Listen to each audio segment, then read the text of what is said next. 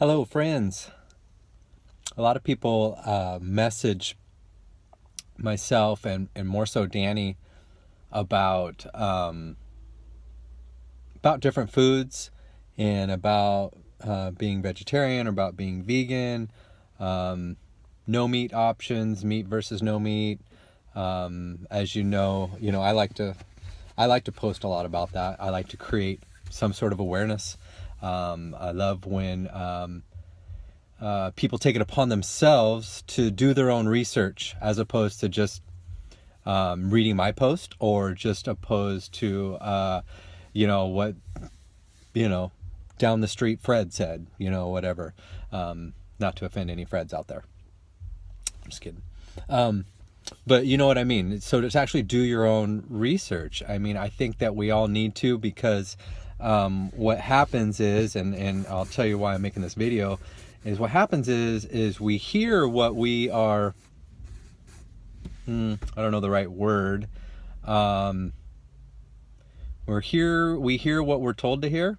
We hear what media wants us to hear.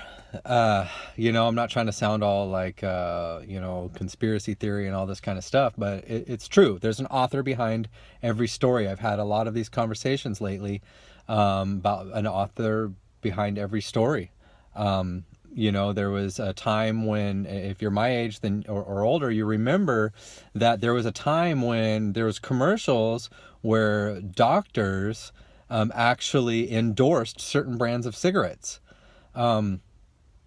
So who was the author behind that commercial?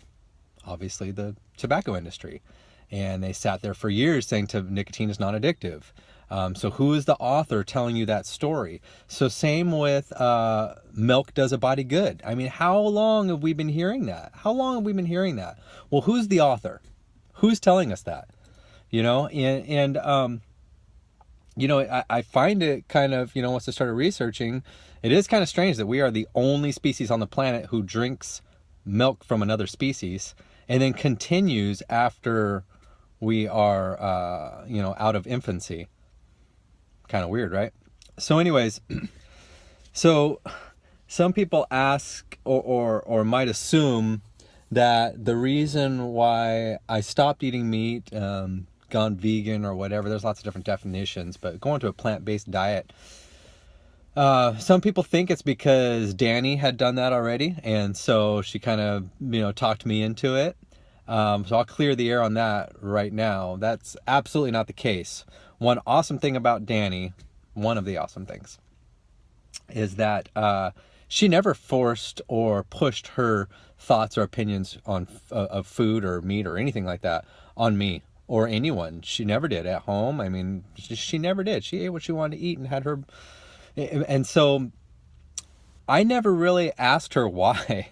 Not so much asked her why, like, in depth. And the reason was, thinking back on it now, is because I don't think I really wanted to know the answer, because I enjoyed what I was eating and I wasn't about to change. And that's just the way it was. And I think that's the way it is for a lot of people. You get used to eating certain ways, and that's just the way it is, and that's what you do. And this isn't a question of judgment or anything like that. I mean, people can do whatever the hell they want to do. It's a free country, right? So do that. But so what happened with me, to share my story a little bit, is it all started with ditching cable TV. So when we did that, we got Netflix. I love documentaries. I saw documentaries on Netflix. I was like, oh, great. I can watch some stuff. And then a couple things started popping up since I started down this health and fitness journey. I saw some documentaries that people had recommended in the past. One of them was Food Inc. Another one was Sugar. Another one was Fed Up. Another one was Cowspiracy.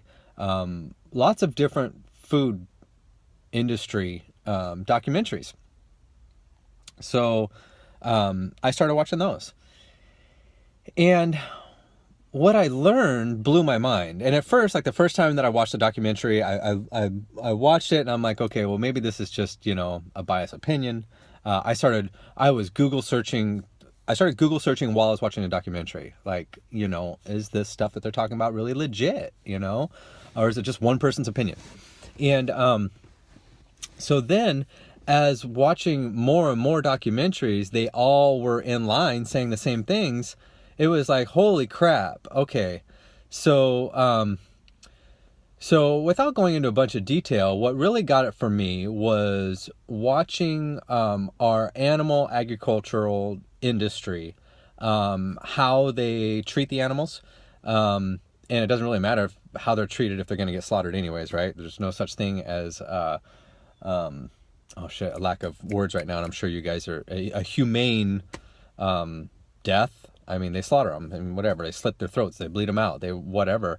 And anyone thinks that kosher. I mean, if you want to really look at kosher beef, look how they kill those cows. Holy crap. So anyway, so that's how it all started with me is watching how the industry actually operates. And then with the other with multiple documentaries, so watching how the industry operates, and then what they hide behind, like putting the happy cow or putting on the cartons, the little farm with the cow and the picket fence. That's all bullshit. I mean, you can go look at mass farms, go look at that.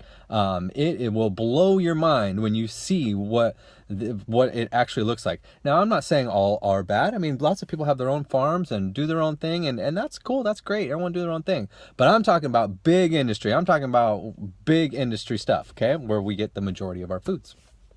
Anyways, so, they hide behind that. They hide behind a lot of different things because if anyone actually saw what they did to put that food, that meat on your plate, they would be out of business. I mean, their operations would shut down if people actually saw that. It's like if you showed kids where that burger was coming from and how it was being made, holy crap, they would never eat a burger again. The majority of kids. Anyway, so they hide all of that. So I was like, so this blew my mind. And I was like, well, I was getting pissed, really, to be honest with you. I was like, why are we being told lies or not being told the truth, I should say? Why are we not being told the truth? And then I started thinking about, well, obvious reasons. It's for money, right? So, global warming, all of this stuff having to do with the food industry and so much stuff has to do with animal agriculture that is just not shared in the media because it won't be because of money. So that just started to piss me off. So from there, I started researching the effects of plant-based diet versus not. And there was nothing in there that I didn't agree with. I can see, anyone can see that you can get all the nutrients that you need from plant-based diet. So for me, that was like, boom, I'm in. I don't have to worry about it. I don't have to think that, I need to have my chicken to get my protein.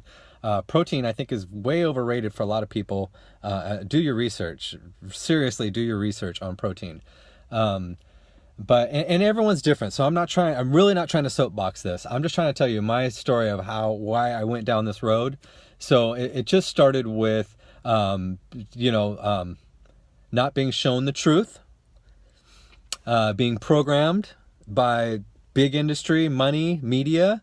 I'm not for that. I'm against that. I'm against a lot of that shit. And so anyways, you can only do your own thing and take it upon yourself to do your own thing. And so I decided to do my part, which is cut that out of my nutrition and eat plant-based foods and not support that industry. So I don't support that industry. So that even went to dairy, and that's hard, man. There's dairy in almost everything. So, in not supporting the dairy industry, lots of foods get cut out. And to me, it's okay. So I don't have a problem. So once it's like all this stuff got real with me, hit home with me, and caused something burning down deep inside, it makes choosing the right healthy foods a whole lot easier to maintain a healthy diet because of what I learned through researching what the animal agricultural industry is doing. It's horrendous. It really is. But so all I can do is do for myself. Danny can do for herself. We can teach our kids to make whatever decisions that they choose to make based on all of the facts. And then I take a little bit step further, making videos like this. I'm putting it out there. I can't make my own documentary, nor do I need to, because there's enough out there. There's enough information out there. It's just a matter of if you want to, do it. If you want to research where our food is really coming from, how it's produced, and all of that. And there's going to be arguments all over the place, and I'm sure there'll probably be comments below, and what if this and what if that. And if you have to go to extremes to prove your point, get a life. You don't need to do that, really. One thing I learned with eating a plant-based diet is that I never have to defend the reason why I eat what I eat. But when you're eating animals, you'll find that people will defend why they eat what they eat. I don't know. It's just what I see now. And I'm not putting anyone down for doing it, but it's just my beliefs.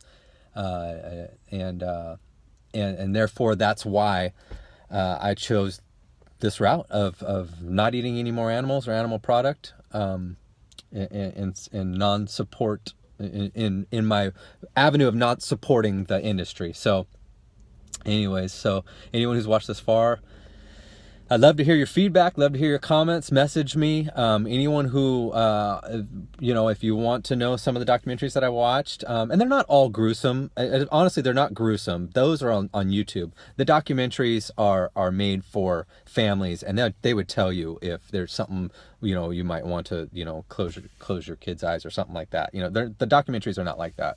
Just YouTube videos are. But if anyone wants to know the names of those documentaries again, please message me. If I can just share the word on